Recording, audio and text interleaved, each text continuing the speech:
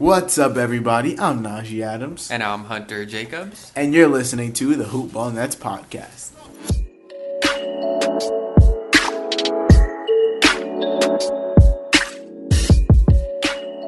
So, we are officially on iTunes. You can find us if you go on iTunes and just look up hoop-ball.com or you look up Hoop Ball Nets. Either way, it'll show up. We ask that you subscribe to us if you have an iPhone. If not, we're also on Stitcher, so feel free to leave a review on Stitcher. Feel free to leave a review on iTunes as well. Preferably 5 stars. If you have any constructive criticism for us, we'll gladly take it since we're new at this. We're reading all reviews on the podcast, so if you want to hear your review read on the podcast, then make sure to leave one. But let's get into the games. So in this podcast, we're kind of going to be covering the Pistons game, the Pistons OT game, and their most recent game to the Rockets. For the Pistons, they won in OT. The Pistons were 4-3 when the Nets played them, and they're currently on the decline. The two teams actually tied in the turnover battle, which doesn't usually happen for the Nets because they usually lose it. But they tied in this game 16-16, and the Nets also managed to have more assists as a team, out assisting them 26-16. The most impressive thing that they actually had was more offensive rebounds, 18-14. That's impressive because the Pistons do have Andre Drummond, one of the league's best rebounders, period. The Pistons shot 41.9% from the field and 32.4% from the three-point line, while the Nets shot 42.6% from the field and 31.6% from the three-point line. After being rebounded by the Knicks in their previous game, Kenny Atkinson told his guards that they need to crash the boards more often, and in this game they alone had 18 rebounds. Them beating the Pistons is a good sign, being that they lost to them in the first game of the season, and Hollis Jefferson being back for this one while he was out the first one could have definitely had an impact, as he also had 7 rebounds and contributed to the rebound battle.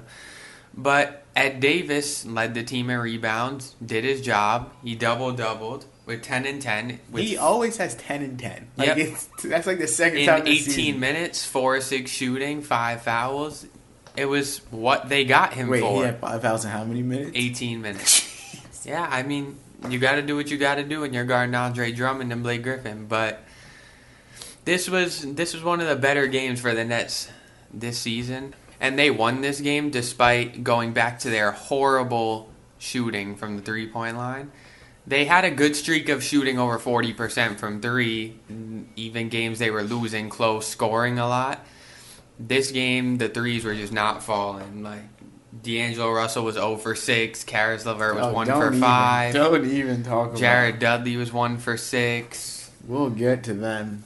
Alan Crabb was 1 for 4. No one was really hitting except all reliable Joe Harris. And Spencer Dinwiddie was also 5 for 9 from 3. Moving on to the box score, we're going to start with the Pistons. Andre Drummond, he had 24 and 23 on 8 of 14 shooting in 37 minutes. He went 8 of 10 from the free throw line and is currently shooting 59.5%. So he's a 60% free throw shooter. The man has no weakness anymore. He's attempting some threes. He can make free throws now. His only weakness is Joel Embiid. Literally. And the 60% is lower than he shot last season, but still better than he shot 2 years ago. And it's a decent average for someone like Andre Drummond. Blake Griffin had 25, 9, and 4. He shot 4 3-pointers. He made 4 3-pointers and shot 8 of 18 in 41 minutes. He's been their most consistent player. He's having a great year. He's their best player easily. Not even close. And then Reggie Jackson had 21 points, 4 rebounds, and 2 assists on 8 of 23 shooting. Oh, what a Reggie Jackson line. Inefficient, a lot of shots, 20 points. But, like, this is good from the Nets. They actually held a guard to below 50% shooting, which is shocking because, they usually get lit up by it was Reggie Jackson, an inefficient monster, but... True. The Reggie Jackson, Blake Griffin, and Andre Drummond were the only 3 players to score above 10 on the entire Pistons team.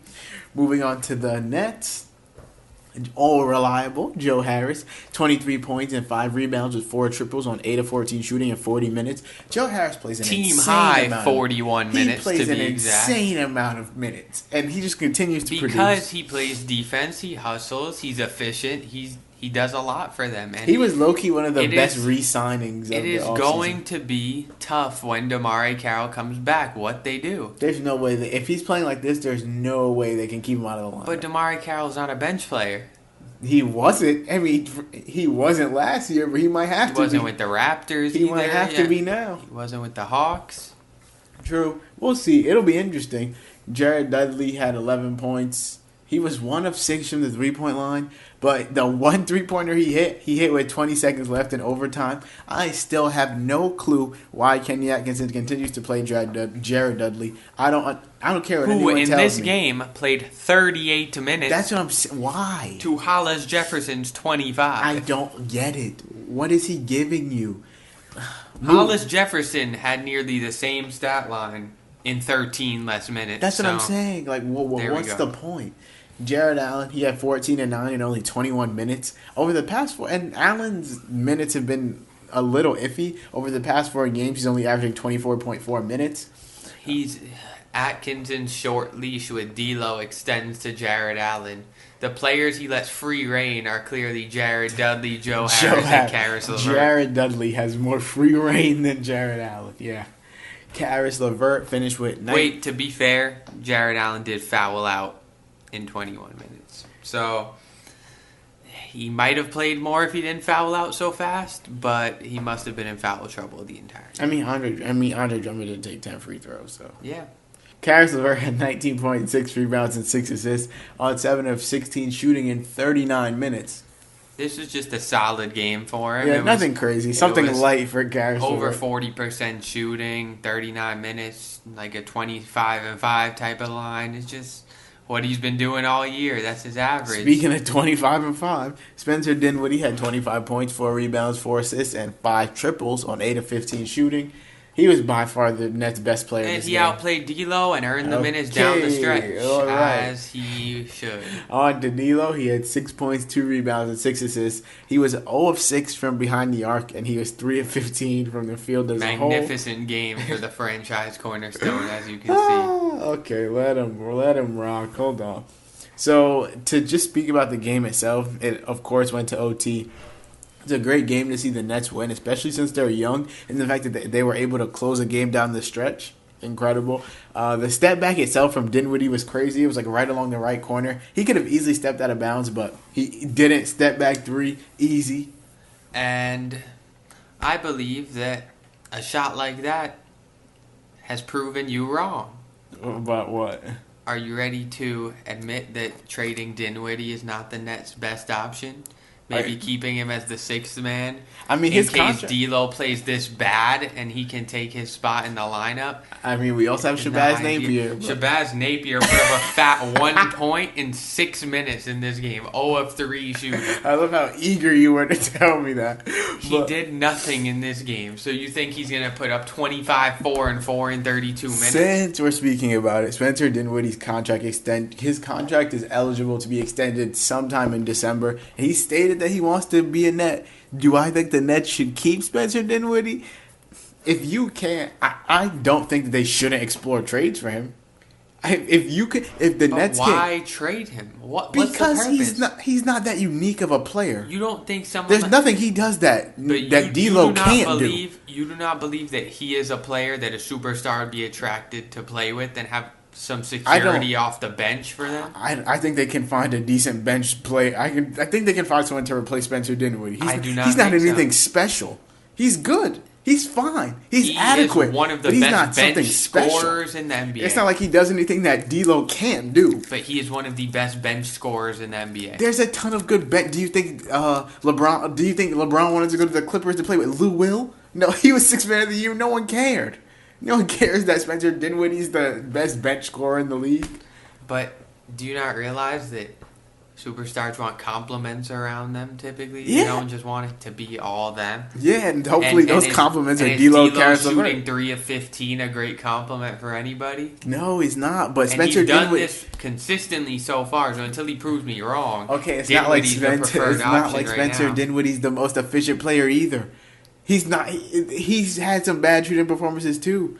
Either way, I'm not saying Spencer Dinwiddie's bad. You make me sound like I don't like Spencer Dinwiddie. I don't think Spencer Dinwiddie's bad, but I don't think that if they can't find anything on the trade market, then sure. Like, don't just give him away. But if he shouldn't be untouchable, trade him. So are you trading a first round pick from 15 to 30 for Dinwiddie? Would I trade Spencer Dinwiddie for a pick in the first round from 15 to 30? Outside the lottery. Yes. Why? That does nothing. That's a risk. That you cannot prove this. The person from 15 to 30 will give you value. Who says you have to draft somebody? I guarantee you the pick itself holds more value than Spencer Dinwiddie. So you're going to get the pick and flip the pick. Yes. But then who are you going to include with that pick? We don't know. I didn't think that far ahead yet. Exactly. You can include Joe Harris or somebody. He has a pretty manageable contract. It's not like the Nets overpaid him. His contract. But why are they cleaning house? This is their core. They don't need to clean. If your core is Joe Harris and Spencer Dinwiddie, then no one's coming anyway. They include that. It's the whole roster right now. Okay. The people you know is not their core is like Jared, all right, let's be honest. Let's be honest here. This Nets team isn't winning a championship. This Nets team right now, is it attracting are Joe Harris and Spencer Dinwiddie attracting free agents? Not no. Alone with D'Lo and Hollis Jefferson. D'Lo and Karis LeVert and Jared Allen are the three people attracting free agents. When they get here, if LeBron, let's say LeBron went to the Nets this offseason and didn't go to the Lakers, I guarantee you the same way people were like, oh, he'll say trade Kuzma, trade Hart. LeBron would easily say, go and trade Joe Harris and Spencer Dinwiddie and get someone else. They don't. The free agents wouldn't care about Joe Harris and Spencer Dinwiddie. They care about D'Lo, LeVert, and Allen. I believe that you're wrong about D'Angelo Russell. I don't think people want to play with him right now. He has not proven that he's a good teammate right now. True. Karis LeVert is probably not the center of attention, but I mean he's shown that he's a good player. Okay, so bottom line, yes or no? Would you extend Spencer Dinwiddie's contract? If he wants a max, not a max. I would give him. See, I wouldn't extend him at this deadline to assure him that to make him keep playing well.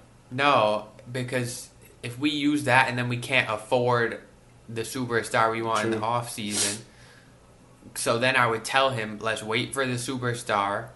Then we'll cut. And if he really wants to be in Brooklyn as bad as he does, we'll cut our losses with people like Fareed and Dudley. Make sure you get your money and then finish off the roster. And I feel like Spencer Dinwiddie's the type of player that would take a pay cut to play with like a nice superstar. Yeah, I think he'd understand if they didn't extend him right away. Like he wouldn't be mad and demand a trade or anything. He's in a good situation for him right now. There's nowhere else he would produce better than with the Nets right now. Moving on to their game versus the Rockets. They lost 119 to 111, and the Rockets didn't have James Harden. So this was a game that the Nets really should have been able to take. They had a 63 to 56 lead at half, and then got outscored by 10 in the third quarter and could never really keep it up. The Rockets just got hot in the third quarter, and once again, a problem for the Nets that is really being overlooked is that they're coming out of the half really sluggish and not being able to keep up with teams out of the third quarter. Out of halftime. They've really, good thing about the Nets, they've really been toning down turnovers, as they only had 10 in this game and 16 in the last. That's 26 in the last two games. There were games this season that they've had 26 alone in a game.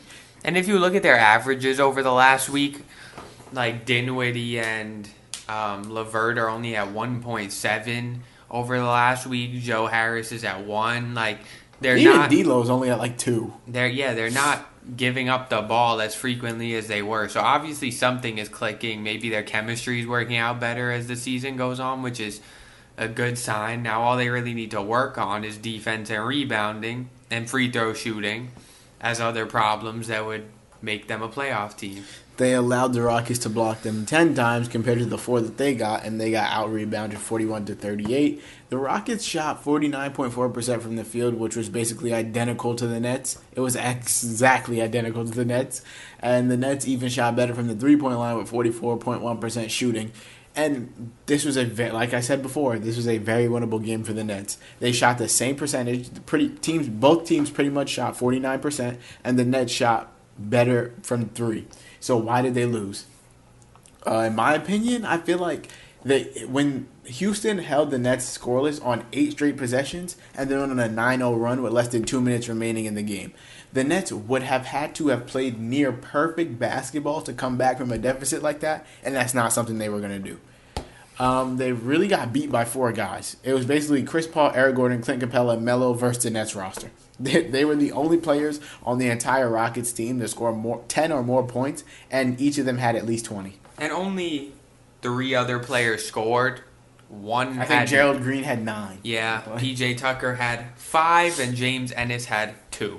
And James Ennis is their starter. And I believe a simple explanation for this loss is Clint Capella destroyed Jared Allen so bad, had the best game of the season on his head. He almost had a triple-double. Just like Enes Kanter does to him, Jared Allen is clearly not working out on defense right now. He has to improve that. Because he's letting these big men eat him alive on the boards and score. And like it's just too easy Enes Kanter for is them. an offensive-minded center, so okay. But Clint Capella is not an offensive-minded center. He catches lobs. He's more of a DeAndre Jordan type build. He had 22 points, 13 rebounds, and 5 assists on 8 of 11 shooting. Eric Gordon had 21 points and not much else. Melo, I'll get to Melo last. Chris Paul. I have a lot to say about Carmelo Anthony. Chris Paul had 32 points, 7 rebounds, and 11 assists on 13 of 27 shooting with 5 triples in 37 minutes. Chris Paul basically put the team on his back and was like, "Listen, we're not losing with or without Harden." And they let P.J. Tucker have 11 rebounds, 5 points on 1 of 1 shooting, lock them up. It was just reliable P.J. Tucker for the Rockets. And now moving on to Carmelo Anthony. Wait, before we go to Melo, I just want to say Eric Gordon and Chris Paul combining for 53 points is not surprising to me because the Nets have been getting lit up by guards all season. We've been saying this from the very first podcast that if there's a guard playing the Nets, you might as well pencil him in for at least 20 points because the Nets guards cannot play defense. As much as we rag on some of these players and defense, one player we've never spoke bad about is the small forward position and reliable Joe Harris as P.J. Tucker and James Ennis had 7 combined. So whichever one he was guarding played bad, and that's typically how it is. The guards and the center or the big men light us up. The nice small forward has nothing except for Kevin Durant because that's Kevin Durant. But now we can move on to Melo. Do you want to take it? In a nice 12 shot attempts, this washed up, bench playing old man Carmelo Anthony put up 6 of 9 from the 3-point line with a nice 28 points to be the second on the Rockets, 3rd in the game in scoring. 9 of 12 shooting. In 30 minutes. And I would just like to know how you let Carmelo Anthony at this time score 30 on your head. I do not care what his name 30. Is. That's the problem. It's not like he jacked up 40 shots and got 30. It was an efficient He took 12 30. shots to get 28 points. That is just no.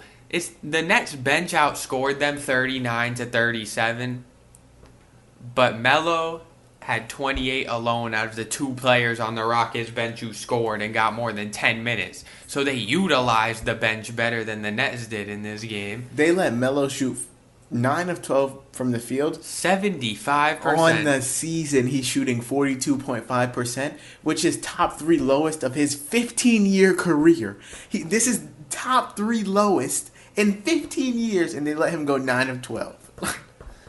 Like, I know everyone has a good game, but it should not have been this good. They should have been able to stop him to some extent. Moving on to the Nets, old reliable Joe Harris has another good game. 18 points, 2 rebounds, and 4 assists. He went a perfect 4-4 from the 3-point line. Jared Dudley played 23 minutes. Tyrande Halliburton's 19, and Dudley had 3 points, 3 rebounds, 3 assists, and 2 turnovers. 3 and 3. Good I line. don't understand why he's playing this. It has to be something in Kenny Atkinson. Like, I'd like to know why. Like, if there's a reason, fine. Just let us know. And once Am I again, missing something? Once again, similar stat line. Rondae Hollis had 5 and 3 in the last minute. So, I mean, it's not like he's outplaying him by an astronomical amount, but he's outplaying him and still playing less minutes. So, I mean, he should be playing more. Jared Allen had 10 points and 8 rebounds in 26 minutes. Spencer Dinwiddie had 12 points, 3 assists on 5 of 13 shooting. Karis LeVert, the Nets' best player, 29 points, 4 rebounds, 2 assists, 4 triples on 10 of 17 shooting in 30 minutes. The man has almost scored 30 at least 3 times now. So I think he scored 27, 28, and 29. 29 is his career high. He scored 27, 28, 29, not 30 yet. Aside from Joe Harris and Ed Davis, he's the only person to shoot over 50% in this game. Joe Harris was 7 of 9. That is ridiculous. He was 10 of 17, and Ed Davis was a perfect 3 of 3 for 6 and 5 in this one in 17 minutes. Ed Davis continues to put up the regular stat lines efficiently in his 17 to 20 minute range. So we've basically said all the important players on the Nets except one. Do you know who we're missing? Do you know who we haven't said yet? Take a guess. D'Angelo Russell. He had 12 points, 3 rebounds, and 3 assists on 5 of 14 shooting. He went 1 for 5 from behind the arc, which would make him 1 for 11 in the last 2 games. Well, question. And 8 for 29 over the past 2 games. Question. Do you notice something about his last 2 games? I know. That is not a good sign. Me. That is not a good sign for players. When your shot attempts are more than the actual points you score. He did that twice. This game, 5 of 14 shots for 12 points. Not like he's making up for it by putting up 9 rebounds and 15 assists. He added 3 and 3 to the stat line. He played 22 minutes. He's getting pulled with good reason because he's playing like absolute garbage right now. I don't know what he's doing. He has to improve or else he's going to get the leash permanently. D'Lo sat the final 5 minutes of the fourth as Kenny Atkinson went with Dinwiddie. After the game, they went with, like, D'Lo was asked why, if he was frustrated, and Atkinson was asked why he did it, and they both pretty much said they were going with the hot hand. But I personally don't understand that. Dinwiddie was 5 for 13, and D'Lo was 5 for 14. So how was Dinwiddie the hot hand? They basically had the same game. Dinwiddie had 12 and 3 on 5 of 13. D'Lo had 12 and 3 on 5 of 14. How is it the hot hand? I don't know. I feel like it was just tough love towards D'Lo because he knows he can be much better. Well, must quickly add, there was a Shabazz Napier sighting for 16 minutes in this game. 11 points, 3 threes. Solid game for him off the bench. These should be the games that he has more often than the ones he had against the Pistons. Easily. He's a great bet. When me and Hunter both agreed in the offseason when the Nets signed him that he was a great pickup for them. And that he should play. He should play 15 to 20 minutes. He is a good role player. He'll put up the numbers if he has minutes. Even Kenny Anderson, a former Nets player, was frustrated with D'Lo not playing enough minutes. I feel like it's more common than not that Nets fans believe D'Lo should be in at the end of games. Because for nothing more than experience. It's fun to watch him play. But he makes so many mistakes that it hurts them to keep him on the court. But in this game, him and Dinwiddie had identical stat lines, so why not keep him on the court? But eyeballing the game, Dinwiddie just had a better flow. He had a better flow than D'Lo had while on the court. The Nets are not winning the chip. They're not making the playoffs, most likely. So why not just keep D'Lo out there? That's something I've never understood. Even with playoff teams, non-playoff teams, why, if you know you're not making the playoffs, why not keep your young players out there? So this was the 6th time in 9 games the Nets allowed 115 or more points. Their 5th straight, to be exact. Definitely didn't find out that stat on our own. Shout out to Anthony Puccio for finding that out. Next up, they have the Sixers on Sunday. The Sixers are currently, 6-3, 6-4, and they're on a 2-game win streak. Joel Embiid is undoubtedly going to light up Jared Allen easily. He's probably going to have quickness, with the power, with the 47 points and 36 rebounds. The quickness. And he's going to get in his head. Ben Simmons. He'll probably talk about his afro or something, just get in his head some ridiculous. I wouldn't be surprised if Markelle Fultz or TJ McConnell had a great game because they're a guard. And I believe JJ Redick is going to be the person to light them up, in my opinion, with about 6 to 7 3-pointers. And on to the most exciting part of the episode, hopefully.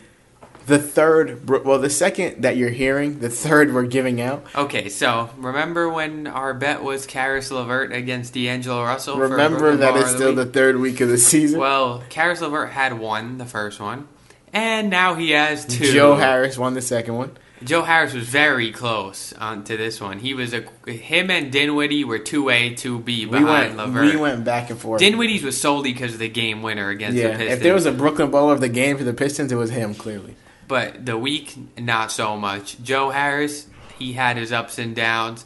LeVert is just always there. I admit, it's not looking good for that bet for me right now. But we're 3 weeks through the season. And I think I won the bet. Okay, let's calm so down, I'll buddy. just say that over the next past 4 games, Karis LeVert has averaged 18.8 points, 3.8 rebounds, 5 assists, 1.8 steals, 2.3 threes on 45% shooting in 32 minutes. Not much more you can ask from him. He's only averaging 1.8 turnovers, too, so the big turnovers, is that the person you want handling the ball? Well, he's not getting turnovers anymore. As I said, it will come with experience. Now he's taking care of the ball. He's being efficient. He's doing everything right. Are you done? The one thing he has to work on is defense. You done? Excuse me. And now that I've won the bet, I will tell you your punishment in advance. Okay, lay it on Your me. punishment, when the time comes, is you have to paint Karis. Paint. Not right. Karis LeVert on your torso and post a picture on Instagram or Twitter, okay? Do I get to choose a social media of my choice? No. So Instagram and Twitter. Okay. One on both. Okay. Straight, either on your back or your torso. It's up to you. I'll go with torso. I'll wear it proud. Okay, so I didn't have a punishment. But if D'Lo wins, you have to write D'Angelo with the apostrophe. Okay. D'Angelo Russell, ice in my veins on your D'Angelo Russell on your torso, ice in my veins on your veins. Okay. And you have to take a picture and put it on Instagram and Twitter. I mean, I'm not gonna lose, so I don't really care. But sure. Please keep in mind. I'm so positive. It's the third week. I'm so positive that I'm not gonna lose this bet. I'm so positive. Like, I've never been more sure about something in my entire life than this garbage that he's throwing out at me. Remember this. I think Dinwiddie might end up with more than D'Lo, but that's for another day. I'll make that bet too. No, because let's make I'm that not bet. Doubling down. So then on your back you can write Spencer Dinwiddie. On your back you can write Spencer Dinwiddie. No? You don't want to make it? I'm going to stick with this one as it's a guaranteed victory. Okay. And I'm just going to leave it at that. Thank you guys for listening. We really do appreciate it. Make sure to leave your review on iTunes. Like I said, you can look us up at hoop-ball.com or hoopballnets. Leave your review. Everyone's getting read on the podcast. And if you guys want to follow us on Twitter, the podcast's Twitter is at hoopballnets. Our individual Twitters, I'm at Najee Adams _. If you don't know how to spell Najee, Najee Adams _ Hunter. At Hunter _JKR on Twitter. But yeah, that's it for this episode, guys. Thanks for listening. We'll see you next time.